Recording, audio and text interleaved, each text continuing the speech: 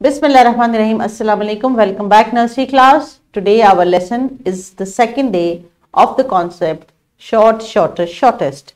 उसी कॉन्सेप्ट को हम कंटिन्यू करेंगे जो आपकी किताब के सफ़े पे दिया गया है ELO it is the same, जिसमें आज हम रिकग्निशन करने लगे हैं शॉर्ट, शॉर्टर एंड शॉर्टेस्ट की। तो आपको टीचर्स ने कल कोई फ्लैश कार्ड्स दिखाए होंगे, कुछ आपने राइटिंग भी टेक्स्ट बुक के ऊपर की थी और ऑब्जेक्ट्स के साथ आपने कॉन्सेप्ट को अंडरस्टैंड भी किया था।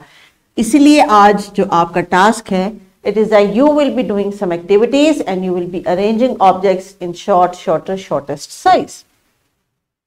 ना टीचर्स, इस वीडियो को अगर आप चाहें तो यहीं पे पॉज करके कुछ रेलेवेंट एग्जांपल्स जो पिछली लेसन से थी, जो बच्चों ने वो फेस कटआउट्स हेयर के बनाए थे, अगर वो आप उनके साथ शेयर क्लास में एज अ प्रॉप यूज करके उस कॉन्सेप्ट को रिकॉल कर लें कि किसने शॉर्ट हेयर बनाए, किसने शॉर्टर हेयर बनाए, किसने शॉर्टेस्ट हेयर बनाए, and then you can ask them to compare objects if they were able to find it at home।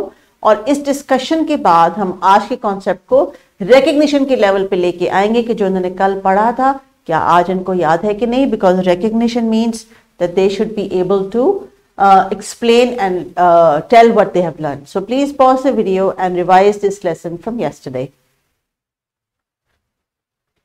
जी प्यारे बच्चों, वार्म अप की एक्टिविटी में अगर आपको याद हो तो हमने प्रीवियस लेसन में क्या किया था, I used some simple paper strips और उनको हमने कंपेयर करके अरेंज किया था उनको उनकी शॉर्ट, शॉर्टर, शॉर्टेस्ट में। तो आपने जो है वो टॉय कॉर्नर में जाके या साइंस कॉर्नर में जाके भी ऑब्जेक्ट्स निकाले थे। सो दैट मीन्स हम उस पॉइंट पर हैं जहाँ पे हमें शॉर्ट, शॉर्टर और शॉर्टेस्ट की अंडरस्टैंडिंग हो गई है। इसीलिए आज किताब में आपके लिए शॉर्ट, शॉर्टर, शॉर्टेस्ट की डिफरेंट एग्जांपल्स हैं। अगर आपने प्लेग्राउंड में जाके डिफरेंट फ्लावर्स को ऑब्जर्व किया हो then you should see that some flowers are short in length, उनकी branches, some are shorter and some are shortest. So हमारे एनवायरनमेंट में ही मौजूद वो चीजें हैं जिनको हमने इन वर्ड्स के साथ कंपेयर करना है।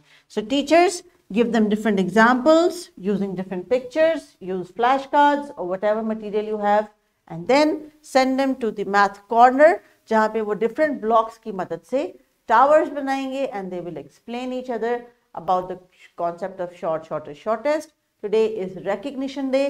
They should and must participate and share their knowledge with each other. Please pause the video, perform this group activity in the maths corner and we will be back.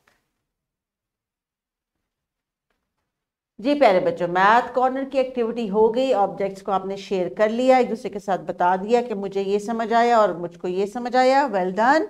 Now for the wrap up, what you are going to do today, you are going to rewrite, you are going to actually you are going to trace on these dots. तो ये आपने activity करनी है। Math corner की activity आपने perform कर ली, लेकिन there is a gross motor activity जिसको भी हमने करना है।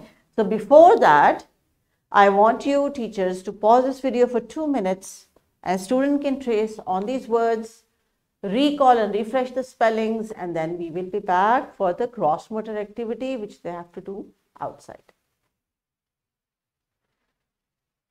जी बच्चों, राइटिंग हो गई तो अब बढ़ते हैं उस एक्साइटिंग एक्टिविटी की तरफ जो कि आपके किताब में दी गई है होमवर्क के तौर पे।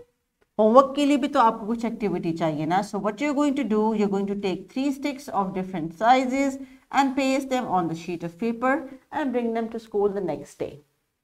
Now I know you're very excited to see what is going to have in the wrap up activity. It's a playground activity. Now अब आप प्लेग्राउंड में जब जाएंगे आज लेसन के बाद या कल अगले लेसन से पहले, so you're going to collect some small sticks and make a stick map.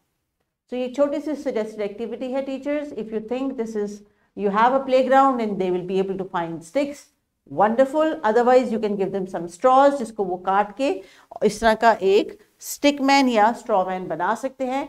The concept is about they should be able to arrange.